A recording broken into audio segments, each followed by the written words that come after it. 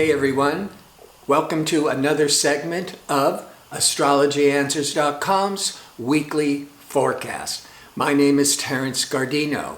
The week begins on Monday, January the 6th, 2020.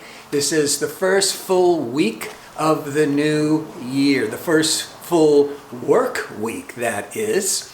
Now, it's going to be a pretty good week. There's some very favorable transits, but it's going to end at the end of the week on Friday with a full moon lunar eclipse, which is going to bring a lot of matters to a head, a time of culmination, a time of starting to make some really important decisions, probably about the rest of the year. But let's start with Monday, January the 6th. The moon is in this void cycle, which just basically means it's not making any aspects to other planets, so the energy is kind of flat. So you don't want to start anything new on Monday, but just get back into the zone. Just continue to what you had to have been accomplishing previously. But later in the evening on Monday, but mainly through Tuesday for most of the world, the sun in Capricorn is going to be shining a very favorable influence to idealistic, hopeful, empathetic Neptune. Sun Neptune can expand the imagination, can bring a lot of hope and a vision for possibilities into the new year. So you don't want to make any important business decisions or try to start any kind of major new projects on Monday. But later Monday through Tuesday, you're going to be feeling all this hopefulness about the year. Then on Wednesday, Mercury, discerning communication, decision-making, Mercury will also be in harmony with Neptune.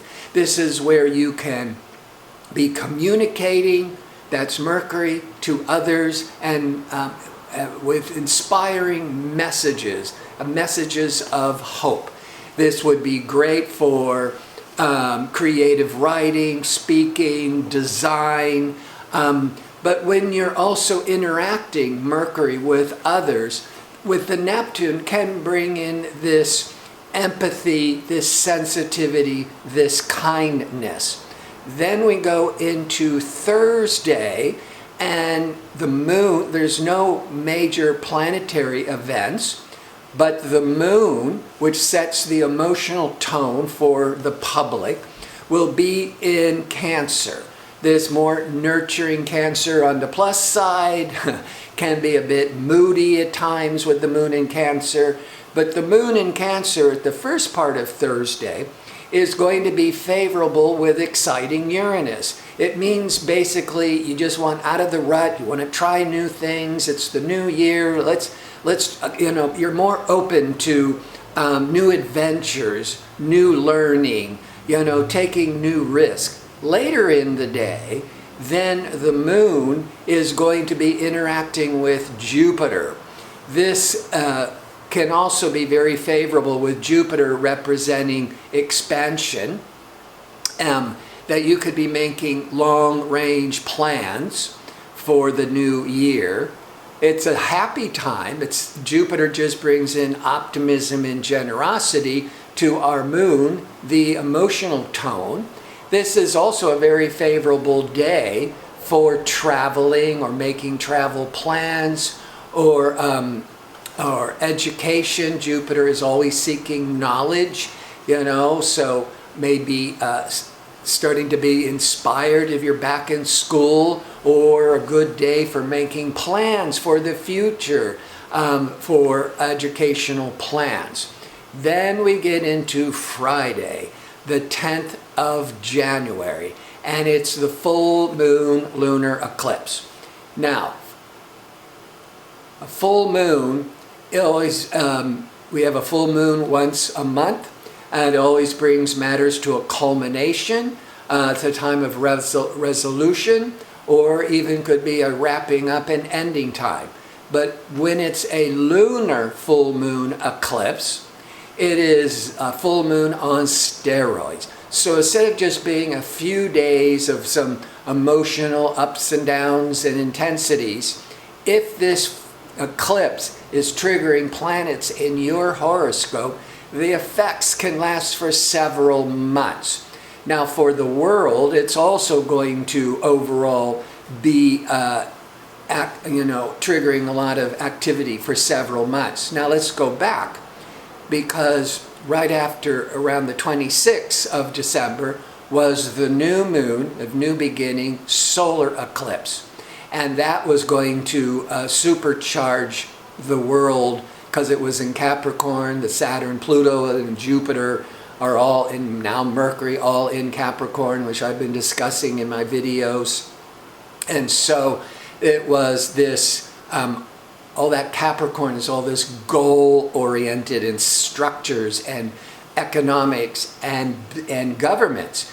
And there is this major push with the new moon solar eclipse to start having some movement to restructure and fix whatever needs repairs with business, with government, and how this might apply to the systems and structures in your own life. With that said, the full moon lunar eclipse is really bringing these issues very clearly to the surface. So you get to see what needs to be repaired, what is needing to be adjusted. Now, this full moon is aligned with decision-making Mercury, but very close to the Saturn-Pluto.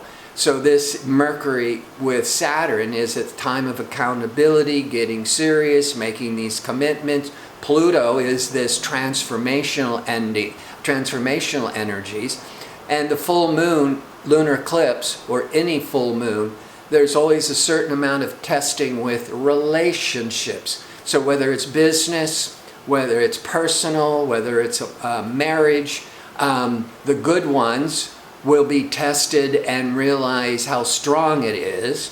The weak ones will start to break down and show its cracks, and if both parties aren't willing to work on the relationship, then you'll start seeing it break down.